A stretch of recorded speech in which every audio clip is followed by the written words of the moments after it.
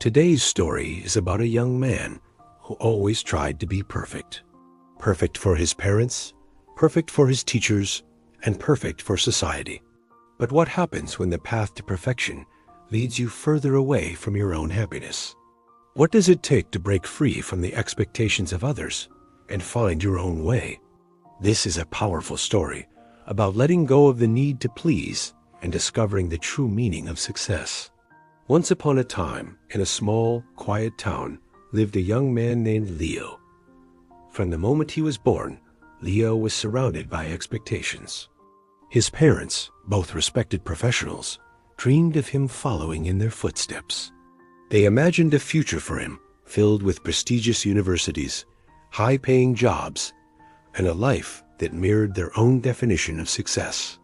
Leo, a dutiful and loving son, absorbed these expectations like a sponge. He believed that making his parents proud was his ultimate purpose. Throughout his childhood, Leo was the model student. He spent his afternoons hunched over textbooks, his evenings practicing the piano, and his weekends attending extra classes. His room was a fortress of academic achievement, with walls adorned not with posters of sports heroes or movie stars, but with certificates of merit and honor roll announcements. He was polite, well-behaved, and always had the right answer. To the outside world, he was the perfect son, the perfect student. But inside, a quiet storm was brewing. Leo's report cards were a source of immense pride for his parents. Straight A's were the norm, a testament to his hard work and dedication. Yet each A felt less like a victory and more like another brick in the wall he was building around himself. He found no joy in solving complex equations or memorizing historical dates. His heart didn't sing when he played a flawless sonata on the piano. These were just tasks, checkboxes on a list titled, "How to Make Everyone Happy." The pressure was immense, a constant heavy weight on his young shoulders. He felt like an actor playing a role written for him by everyone else. His true passion, the one thing that made his heart beat faster, was hidden away in a dusty corner of the garage. It was a small, cluttered workbench covered in scraps of wood, discarded electronics, and strange-looking tools. Here, Leo was not the perfect student. He was a creator, an inventor. He would spend hours tinkering, taking apart old radios and clocks, and reassembling them into something new, something uniquely his. He built small, whimsical robots that could scurry across the floor and intricate wooden puzzles that defied logic. In this dusty corner, surrounded by the smell of sawdust and solder, Leo felt truly alive. This was his world, a world where there were no grades, no expectations, only the pure joy of creation. He never showed his inventions to anyone. They were his secret, a private rebellion against the perfect life he was supposed to live. The day came when Leo had to choose his path for university. His parents had already mapped it out, law school. It was a prestigious, secure path, the pinnacle of the future they had envisioned for him. They held a small family gathering to celebrate his decision. As his father raised a glass to toast our future lawyer, Leo felt a knot tighten in his stomach. The words of praise and congratulations from his relatives felt like a cage closing in on him. He smiled, nodded, and played his part, but inside, he was screaming. That night, he couldn't sleep. The image of a life spent in courtrooms and law libraries filled him with a sense of dread. Was this really his dream? Or was he just living out someone else's? The conflict raging within him began to take its toll. His grades, once his crowning achievement, began to slip.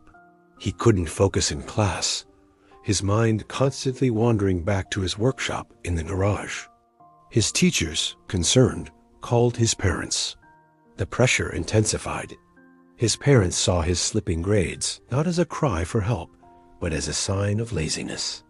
They restricted his free time, took away his access to the garage, and hired tutors.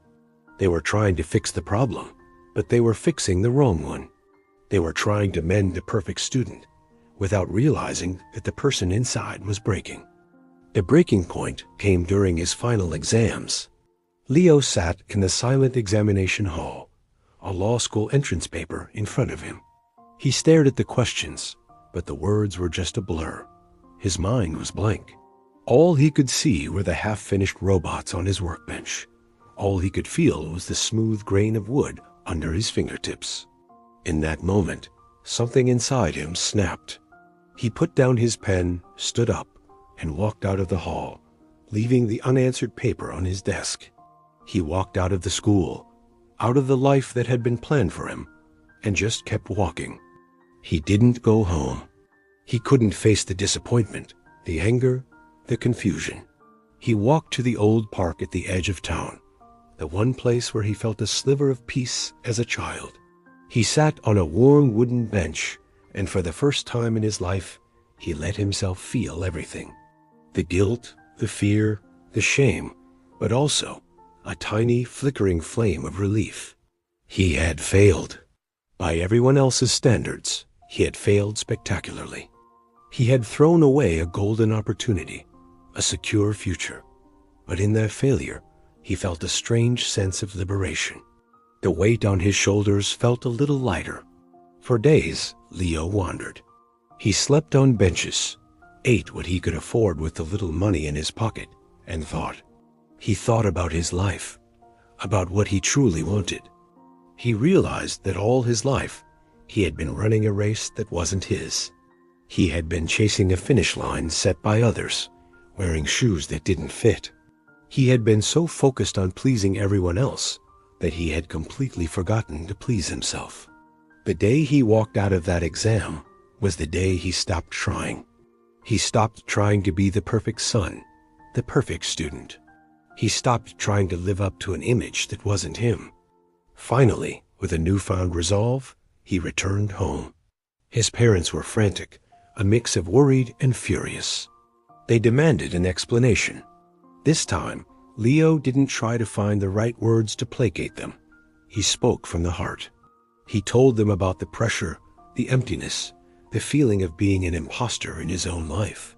He took them to the garage and, for the first time, showed them his secret world.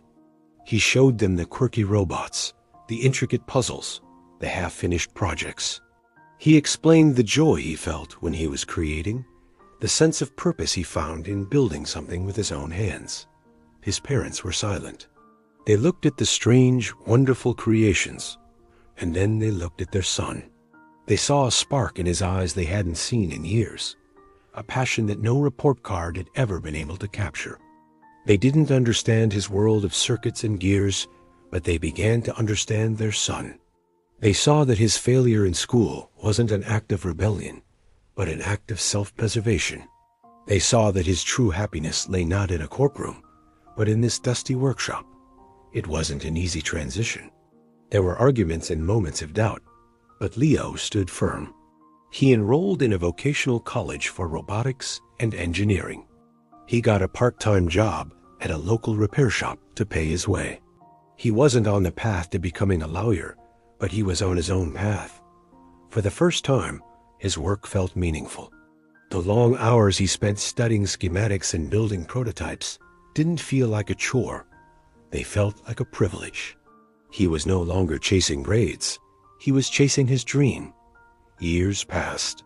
Leo, the boy who failed his final exams, founded his own small company that designed and built educational toys and custom robotics. His creations were innovative, whimsical, and brought joy to children and hobbyists alike.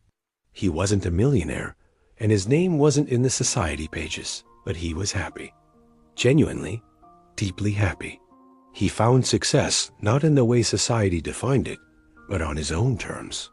His parents, seeing the joy and purpose in his life, eventually became his biggest supporters, often proudly telling their friends about their son, the inventor. Leo's story is a powerful reminder that our journey is our own. We are often born into a world of expectations, a pre-written script we feel obligated to follow. But true fulfillment isn't found in playing a role for others. It's found in the courage to listen to our own inner voice, even when it leads us down an uncertain path. The day Leo stopped trying to please everyone else, he didn't just find happiness. He found himself. He learned that failure is not the opposite of success. It's a part of it. It's the detour that often leads you to your true destination. His greatest failure became the foundation for his greatest success, proving that the most important approval you will ever need is your own. Thanks for watching. If this story caught your attention, let me know in the comments. And don't forget to like and subscribe for more stories that help us live a more conscious and fulfilling life. Take care, and I'll see you next time. Goodbye.